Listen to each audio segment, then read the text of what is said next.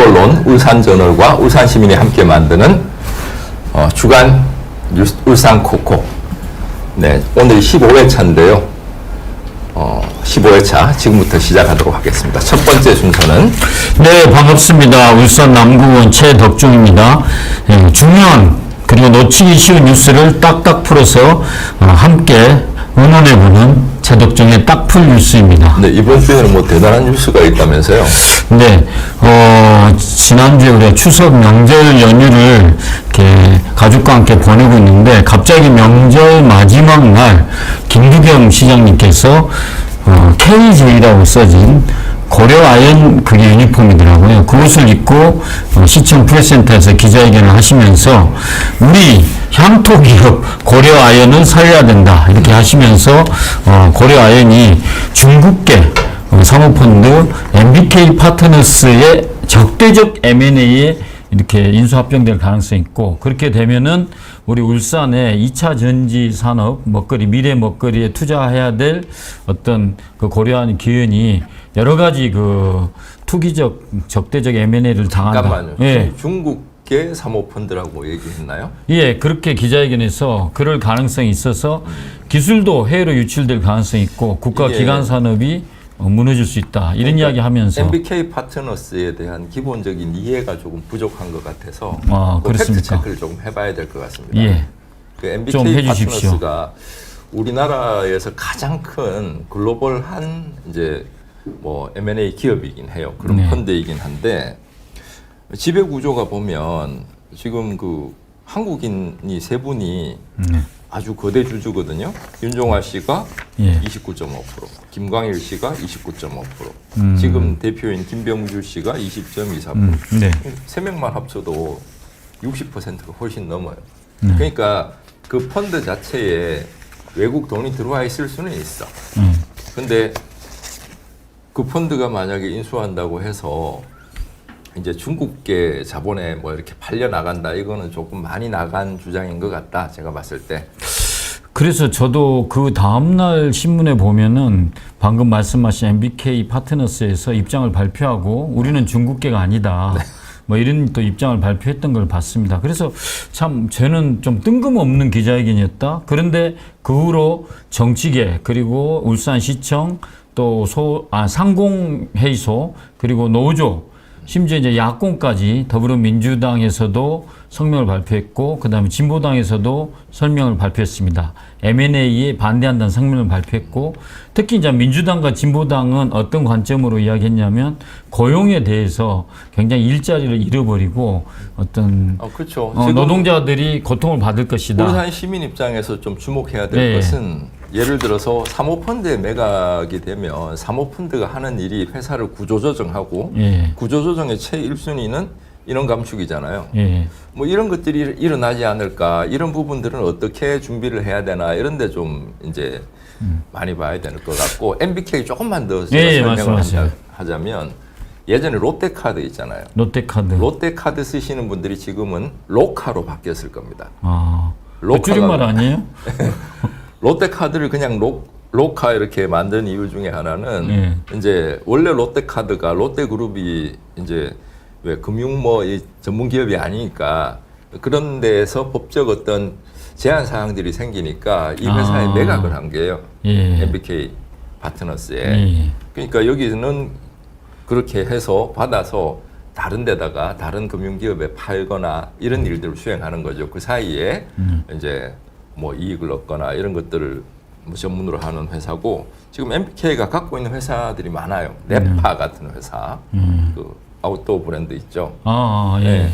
그 외에도 뭐 다양한 기업들을 갖고 있는데, 이제 MBK가 중요한 것이 아니라 그 고려아연하고 영풍은 75년 동안 같이 어떤 사업들을 해왔던 두 가문이 1940 몇 년도부터 했던 굉장히 협력적으로 뭐 그 기업 활동을 영위해왔던 회사다. 그럼 두 기업이 함께 그죠? 예. 경영을 해왔던 거네. 두 기업이 어떤 걸 이제 예를 들어서 발주를 하거나 물품을 사거나 이런 것들도 그 사이에 서린 기업인가 서린 상해인가 뭐 하여튼 그런 회사가 있어요.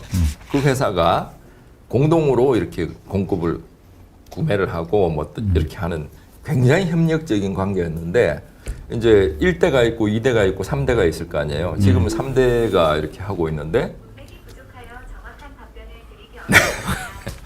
네. 네.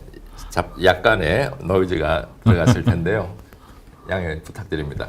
이제 그렇게 잘 협력하던 회사가 왜 지금 이런 그 갈등을 빚고 있냐? 두 회사 지금 분쟁이 벌어진 거는 그렇죠.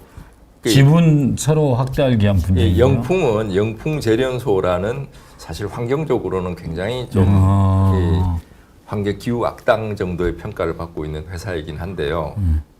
뭐 고려아연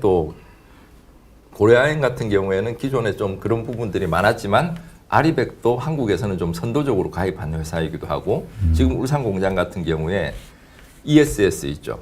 에너지 저장 장치도 막 만들고 있고 환경적으로 좀 열심히 하려고 하는 기업 중에 하나예요. 그리고 기업 가치가 영풍 같은 경우에는 1조가 안 돼요. 근데 이제 고려아연은 훨씬 크죠. 한 10여 배 정도 된단 말이에요. 그러면 이 두 그러니까 가문 간에 어떤 여러 가지 문제들이 있을 것 같다. 그리고 니한테 주느니 차라리 내가 사모펀드한테 손잡더라도 못 주겠다. 이런 것들이 좀 있는 것 그러면 같아요. 두 가문의 싸움에 영풍 쪽에서 MBK 파트너스랑 손을 잡으면서 일이 커진 거네요. 네, 그리고 영풍은 왜 우리 영풍문고 있죠. 예. 그 영풍문고 시청 앞에. 예, 모기업이에요. 아. 네. 그러니까 그러시구나. 하도 그 영풍재련소의 여러 가지 환경적인 문제 때문에 이제 좀 나쁜 이런 것들이 많다 보니까 영풍문고 이런 것을 통해서 사회에 뭔가 환원하는 역할을 해보고 싶다. 저는 이제 처음에 이 뉴스를 접하자마자 딱 든 생각이 이 김두겸 시장은 우리 골목에 수많은 상가들이 매매가 붙여지고 어려움에 처해 있고 그다음에 소상공인들의 기업들이 지금 막 쓰러지고 있는 상황에 대해서는 이렇게 성의를 안 보이다가 이 대기업 안에 경영권 분쟁이 일어난 것에 대해서 어떻게 시민의 세금을 운용해야 되는 시청 수장으로서 그 기업 간의 경영권 분쟁에 개입하자고 전 시민들에게 호소를 하는 게 야 이게 맞는가? 그렇죠. 예, 1차적으로 그렇게 생각 들고 이분들은 그런 우려에 대해서는 이 업체가 무너지면 울산에 수많은 일자리 이루어지고 또 울산의 2차 전지 사업이 거의 뭐 2조 원이 투입이 돼야 되는데 거기 무산되기 때문에 울산을 지키기 위해서 이렇다 하는데 이 말에 대해서는 어느 게 더 우선시 돼야 된다고 생각합니까? 아니 첫 번째 이 사기업인데 예를 들어서 만약에 영풍이 MBK 파트너스랑 이렇게 M&A에 성공하잖아요. 그럼 그 회사도 울산의 회사가 될 것이고 나름대로 투자하고 이래야 될 텐데 그때는 이런 적대적인 관계 때문에 어떻게 할 건지 나는 좀 묻고 싶고요. 이 시장님한테. 그리고 사실 지금 제일 심각한 건 골목 상권들이 완전히 황폐화된 그렇죠. 거잖아요. 예. 바로 뭐 눈만 돌리면 전부 임대인데 만약에 정말 이 정도의 열의를 갖고 있다 그러면 우리 그 지역 상품권 그렇죠. 승수 효과가 제가 딱 15배잖아요. 처음 드는 생각이 네. 그 생각이었어요. 지역 화폐에 대해서는 이렇게 지금 여러 가지 성의를 안 보이고 있으면서 또 하나 이제 드는 생각이 그렇다면 이분이 명분으로 내세우는 게 아까 이야기했듯이 적대적 M&A가 되면은 사모펀드에서는 자기 회사 이익을 위해서 어쨌든 주가 분양을 위해서 구조조정도 하고 또 기술 유출도 하고 해외 매각까지 할 수도 있다. 이런 이제 논리를 펴는데 지금 이제 사회자님 말씀 들어보면 참 그거는 대단한 심각한 그냥 그 우려에 그냥 그 별로 하지 않아야 될 걱정을 하고 있다는 얘기인데 아니, 왜 이런 명분을 크게 내세우면서 이 난리를 치고 있는지. 아니 그 사모펀드에 만약에 인수가 되면 해외에 매각될 가능성이 있다 이 말을 하려고 그러면 똑같은 논리로 그냥 지금 현 경영진이 해외에 팔고 싶으면 팔 수 있는 거예요. 그걸 정치권에서 이렇게 나서서 그러니까 아주 매력적인 단어를 가지고 중국한테 매각당한다. MBK가 방금 제가 말씀드렸지만 중국 펀드가 아니라고요. 한국 펀드라고요. 어느 정도 있을 수는 있지만은 중국 펀드가 좌지우지할 정도는 아니다 이거잖아, 그죠? 아니 그러니까 그 펀드 안에 뭐 중국 돈도 들어와 있을 거고 미국 돈도 들어와 있을 거고 다 들어와 있을 텐데 한국 돈이 훨씬 많고 그런 거죠. 난 이게 그럼 우리가 조금 더 살펴봐야 되겠네, 그죠? 이 시장님의 그러니까 이분들이 잘하는 게 예를 들면 아주 사람들한테 막 반발심을 불러일으키는 그런 용어를 함부로 갖다 쓰는 거잖아요. 그냥 하면 무조건 중국에 매각된다 이런 뭐 고려아연 적대적 M&A 중국 이런 식으로 도식화 시켜가지고 세뇌하는 것과 크게 다름없다. 그러니까 아니 근데 그렇게 하는 이유가 정말 아니 자기 지지자들 결집시키고 이런 거겠죠. 정치적인 목적으로. 제가 보기에는 그럴 가능성이 훨씬 높다. 이렇게 얘기하면 고소당을 나나? 허위사실들.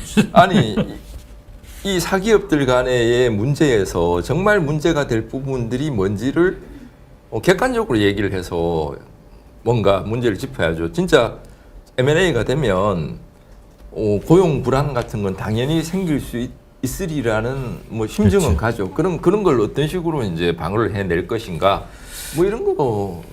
근데 방금 말씀하신 대로 조금 네.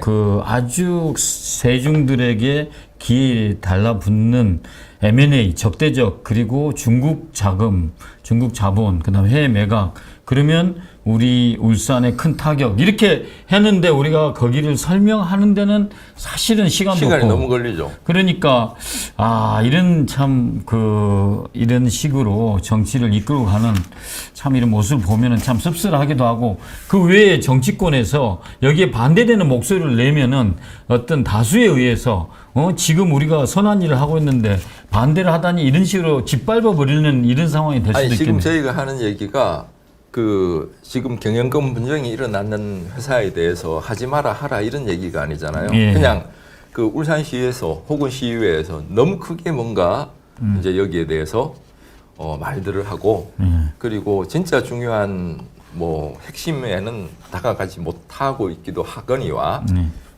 그렇게 결집시키는 와중에 이치에 맞지 않는 말들을 좀 하고 있다. 왜 이렇게까지 하냐. 그러니까요. 그래서 또 딴 거 뭐 당장에 해야 될 건 많은데 시의회 아직 정상 가동 안 했죠? 예, 시의회가 시의회 지금 의장이 누굽니까? 시의회 의장이 지금 공석 상태죠. 예. 그리고 금요일 날 국민의힘 19명 의원들이 모여가지고 의총을 해서 재선거를 하자고 결정한 의총을 했는데 지금 의장 직무 대행하고 감투를 쓴 의장단 합해서 6명은 이에 반대하고 자리를 박차고 나가버려가지고 남은 사람들끼리 재선거로 결정을 했답니다. 근데 재선거해가지고 시의장을 다시 뽑았다 한들 남은 사람들이 가처분 신청을 할 가능성이 대단히 높아서 도대체 언제 끝날지 모르는 막장 드라마에 시민들은 울산시의회 짜증이 나려고 합니다. 울산시의회를 적대적 M&A 하고 싶습니다. 멋진 말입니다. 예, 팔아버린 매각을 하면 어떡해요? 그러니까 예. 아니 차라리 그냥 다른 지방자치단체 의원님들을 모셔오는 것도 뭐 나쁘지 않을 것 같아요. 아니면 뭐 구의원들을 약간 이제 승진시켜가지고 예, 기다리겠습니다. 그게 승진의 개념이 아니잖아요. 구의원은 구의원 나름대로 가이드가 있고 꼭 해야 될 일들이 많은데. 뭐 그렇죠. 네. 예, 두 번째 소식은 내년부터 고교 무상교육이 사라질 가능성이 있어서 지금 시교육청에 비상이 걸렸다. 그리고 학부모 카페나 밴드에서도 지금 난리가 나버렸다는 겁니다. 그러니까 이게 등록금만 그래야 되는 것이 아니라 무상급식까지 같이 없어지는 거죠? 아닙니다. 무상급식 예산은 국가하고 아무 상관없고 그래요? 예, 울산시 그다음에 교육청 그다음에 군 지자체에서 4대 3대 1로 지금 예산을 했기 때문에 국가 예산하고 고맙습니다. 상관없기 때문에 무상급식은 진행될 것 같은데 이제 무상교육은 아이들 등록금, 입학금, 또 수업료, 그다음에 교과서비, 학교 운영 지원금 이런 것들인데 이게 한 해 180만 원 물가가 오름까지 계산하면 200만 원 가량을 지금까지 지원을 했었는데 이게 이제 교육청하기 전국을 따져보면 전국 교육청이 한 48%를 부담하고 그 다음에 정부에서 또 47.5% 부담합니다. 근데 정부에서 부담하는 게 법률에 의하면 이게 그 교육지원금 분담률이라는 법이 있는데 이게 특례법이거든요. 네. 그래서 3년간의 한정된 특례법이기 때문에 올해 12월 31일 날 일몰이 됩니다.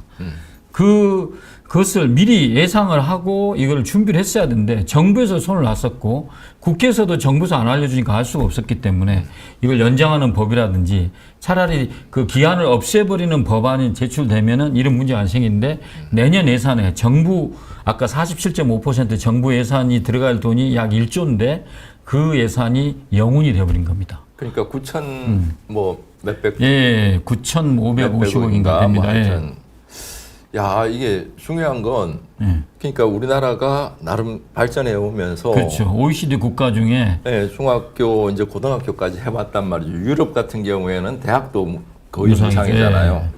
이렇게 발전하다가 이제 중학교로 내려가는 거네요. 그렇다고 봐야죠. 그러니까 그러니까 우리 세대나 우리 그 아버지 세대는 다 그 고등학교에 내일 수업료나 이런 게 없어가지고 학교를 못 다니신 분도 있었잖아요. 그러니까 그 시대로 돌아갈 수도 있는 설마 그렇게까지 안 되겠지만 네, 우려가 있습니다. 이게 우리가 작년에 사실 그 저 1인당 GDP가 일본보다 조금 앞섰거든요. 예. 작년에 보면 우리 한국이 뭐 36,000불 몇백 불, 예. 예, 그리고 일본이 35,000 몇백 불 이래서 우리가 처음으로 역전했단 말이죠. 그러니까 기존에 관성으로 이렇게 올라간 거죠. 윤석열이 잘한 게 아니라 작년 그쵸. 같은 경우는 사실 이전 정부들이 잘해서 올라갔다고 봐야 될 것 같은데 그때 잠시 유행했던 말이 눈 떠보니 선진국이다. 이거였는데 지금 이제 눈 눈을 떠도 눈을 감아도 이제 후진국이다. 근데 이제 이게 이제 문제는 뭐냐면 두 가지 의문이 있어요. 제가 생각할 때는 윤석열 정권에서 이게 일몰이 시행된다는 거를 알았을 가능성이 있는데 당연히 알았겠죠. 교육부에서 당연히 그거 얘기했겠지. 알았을 가능성이 있는데 이게 이제 무상 뭐 이런 건 이 사람이 사회 무슨 민주 무상 이런 걸 너무 싫어하기 때문에 그래서 여기에 대한 대책을 안 세웠는지 아니면은 몰랐을 가능성도 있어요. 아 이럴 수는 있어요. 제가 요거는 제 그냥 뇌피셜인데요. 윤석열 대통령 같은 경우에 회의를 하면 그 90분 뭐 1시간을 하면 59분을 혼자 떴던데요. 그 나머지 1분에 뭐 보고하려 해도 보고할 시간이 없었을 가능성이 있어요. 그러니까 예. 근데 이게 이제 우리가 지난주인가 늘봄 학교에 대해서 이야기했잖아요. 네. 근데 그 예산, 그 1조에 가까운 예산안에는 단순히 수업료 아까 말했던 교과서 이것만 포함된 게 아니라 교육청 입장에서는 늘봄 학교 예산, 그리고 학교 뭐 디지털 전환 예산, 또 교사들의 처우 개선 예산 다 포함된 돈입니다. 그게 돈이 확보가 돼야 그 사업들을 진행할 수 있는 지금 일인데 지금 이제 우리 울산시 교육청뿐만 아니라 전국의 교육청에서 비상이 걸린 거죠. 예산이 그럼 이제 어떻게 해야 되냐면 방법은 올해 안에 국회에서 이 기간을 연장하는 또는 기간을 아예 없애는 법안이 지금 우리 문정복 민주당 의원과 진선미 의원에 의해서 제출돼 있습니다. 근데 문제는 이게 올해 안에 통과되기 어렵다는 지금 전망이고 통과되더라도 지금 예산 자체 내년 예산은 지금 안 짜놨기 때문에 통과되면 내년 추경에서 해야 됩니다. 근데 지금까지 윤석열 정권은 절대 추경 안 한다. 지금 이 기조를 유지하고 있거든요. 아니 그러면 지금 국회 내에서 할 일 뭐 이렇게 내년 당장 대비할 수도 없고 정부에서는 완전히 삭감해 버렸으니까 그렇죠. 내야 되나요? 그러면 이제 학부모에게 이제 부담이 전가되든지 아니면 이제 우리 울산 같은 천창수 교육감이 어디 가서 빚을 내 가지고 와가지고 그 몇백억 예산을 이제 채워 넣어야 되는 상황이죠. 야, 이게 그래서 너무나 무책임하고 참 어떻게 보면 우리가 구에서 예산을 다루는 의원이지만 아무리 구에 일하는 공무원이라도 돈이 없어서 그럴 수도 있는 거 아닌가요? 아, 그게 정말 중요한 문제입니다. 왜냐하면 예산이 지금 저번에는 50조가 빵꾸 났잖아요, 작년에. 네. 근데 올해는 거기에 육박하는 돈이 세수 빵꾸가 난다 하거든요. 펑크가 난다. 그러니까 기재부나 그 예산을 운영하는 정부 입장에서는 어찌됐든 명분을 찾아가지고 예산을 빼내려고 하는데 이게 이제 일몰이 됐으니까 명분 찾기 너무 좋은 거였네. 와, 심각하네. 그래서 1조를 저번에는 R&D 예산 5조를 뺐는데 1조를 못 보겠습니까? 그리고 그 서민들에게 부담 시키면 되지 이렇게 하겠죠. 아니 뭐 학생 부모들이 뭐 아니, 그러니까 교과서 사면 되지. 이렇게 법인세 깎아주고 종부세 깎아주고 하여튼 부자들 뭐 이런 것들은 다 깎아주고 그렇죠. 지금 이제 애들 등락금까지 새로 내라고 하니까 그러니까 이거. 지금 맘카페나 이런 데서 부자들 세금 다 깎아주지라고 우리 부모들한테 이 모든 부담을 전가시키냐 이런 원성이 지금 들끓고 있다고 이게 합니다. 네. 그냥 윤석열과 그 일당에게만 책임을 물어서 되는 것이 아니라 울산 같은 경우에는 그 사람들을 지지해왔던 그 정책 세력 있잖아요. 거기 있는 예를 들면 박성민, 뭐 김기현 이런 사람들한테 니들은 도대체 뭐 하냐 이거 책임 물어야 되는 거 아니에요? 그래서 우리 피켓시를 한번 합시다. 아, 제가 할 건 아니고 아니 정치인들이 지금 당장에 시민들의 어떤 복지라든지 뭐 이런 부분 완전히 방기하고 있는 것이고 맞습니다. 예.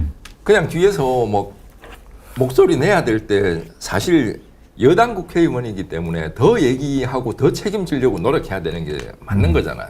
그렇죠. 뒤에 아까 고려 아연 뭐 이것보다 정말 우리 아이들이 다시 후진국으로 돌아가는 뭐 고려 아연이 적대적 M&A 되는 것보다 우리 몇만 명의 울산시의 고등학생들이 예전같이 뭐 60년대, 70년대 돌아가는 이런 사태를 더 신경 써서 막아야 될 게 시장의 역할이 아닌가 이런 안타까움이 들죠. 그러니까 우리가 그 여러 가지 차별들이나 뭐 이런 것들이 있는데 제가 어렸을 때만 해도 진짜 어려워서 학교 오기 힘들어했던 애들이 많았단 말이에요. 아마 지금도 분명히 있을 거예요. 그런 것들 뭐 또 선별적 복지니 뭐 이렇게 해서 그럼 몇 명은 구제해 주려고 노력하겠지. 그럼 그걸 안 들키나? 또 들킬 거 아니야. 그럼 그 어린 마음에 얼마나 상처받겠어요. 그렇죠. 그런 것들이 눈에 뻔하게 보이는데 정책을 대통령이 끌어내거든. 이게 윤석열이 4대 개혁 뭡니까 연금, 교육, 노동 또 하나 뭔지 모르겠는데 그 중에 이 교육 개혁을 한다 하면서 뭐 틈만 나면은 학부모들 앞에서 여러분들이 안심하고 자녀를 키울 수 있도록 뭐 적극적으로 지원하겠다.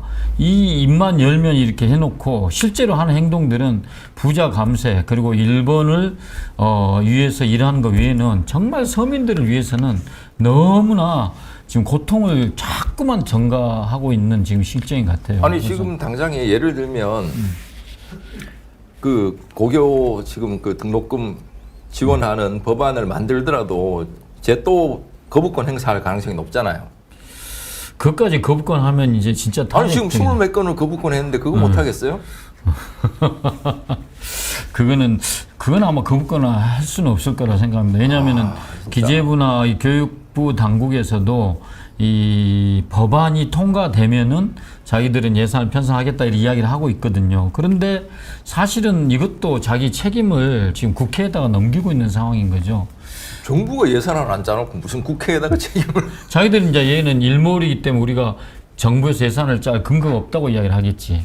왜냐하면 법에 따라서 예산을 편성하기 때문에. 근데 이제 우리가 지적하고 싶은 거는 정부나 또는 구청이나 시청은 이런 일들을 언제나 몇 년 전부터 예상을 하고 이거를 정책적으로 접근을 해 나가고 대비를 하는 게 당연한 거거든요. 근데 아무런 대비를 안 하고 이제 와서 국회에다가 이걸 넘겨서 내년에 이게 통과될지 추경이 편성될지 안개 속에 있는데 모든 책임을 학부모와 교육청에서 지금 이제 다 져야 되는 상황이 돼버린 거죠. 그래서 이게 너무 무책임한 이런 행정에 대해서 정말 질타를 안 할 수가 없습니다. 지금 당장에는 현재 상황으로 봐서는 이제 등록금을 옛날처럼 내야 된다는. 근데 이제 그 아까도 이야기했지만 100%라면은 네. 45% 교육청 부담하는 몫은 이제 그대로 되겠네. 하는 거고. 근데 사실 정부의 돈 한 50% 가까운 돈이니까 한 200만 원에서 100만 원은 이제 학부모가 부담해야 될 상황이 올 수도 있다. 이 이야기 드린 거죠. 아니 그 1조 원이 안 되잖아요. 9천 몇백억 있잖아요. 예. 용산만 안 갔어도 그거 다 그렇죠. 되고도 남는 거잖아요. 아휴, 나 진짜. 예, 오늘은 두 가지 화납니다. 소식을 저는 네, 보니까 아까 그 고려아연 그것도 왜 그렇게까지 김두겸 시장이 막 이렇게 중국 이런 얘기까지 해가면서 해야 되는지 사실 좀 의문이 가고 금요일 날 개인적으로 만났거든요. 만나가지고 그 수암시장에 김두겸 시장. 네, 수암시장에 오셨더라고요. 만나기 힘든. 저만 보면 맨날 이 빨갱이 너 왜 왔나 이렇게 이야기 자꾸 하는데 장난을 친다고 합니다. 근데 그렇죠. 네. 근데 이제 이분이 그 옷을 딱 입고 이렇게 KJ 딱 쓴 옷을 입고 빨간 옷은 그쪽 입잖아요. 그렇죠. 네. 그래서 아니 그래 시장님 그 색깔을 보세요. 누가 빨갱이인가요? 그렇게 이야기했거든 사람들 많은 데서. 아무튼 이분이 너무 이렇게 보여주는 거 이런 행정을 너무 많이 하신 것 같아요. 조형물 뭐 원래부터 그랬어요. 그 남부청계 세상에서 학교부터 제일 작은 뭐 예배당, 뭐 법당, 뭐 서남우수공원에 있는 거 말이죠. 그런 거. 네. 그거 그래서- 지금 어떻게 되는지 아시죠? 그 누가 그 뭐 관광객 유치할 거라고 막 언론에 떠들다가 지금 그거 보러 세계에서 누가 옵니까? 아무도 안 오지. 그래 아무튼 좀 시장님 좀 정신 차리시고 제대로 우리 서민을 위해서 그 열정을 조금이라 좀 쏟아부어 주시면 감사하겠습니다. 그 정상적으로 그러니까 현혹시키지 말고 그렇죠. 네. 제대로 팩트를 이야기하면서 선동하지 말고 했으면 좋겠습니다. 오늘 여기까지 하겠습니다. 오늘 완전 아유, 우리 좋은- 사회자님.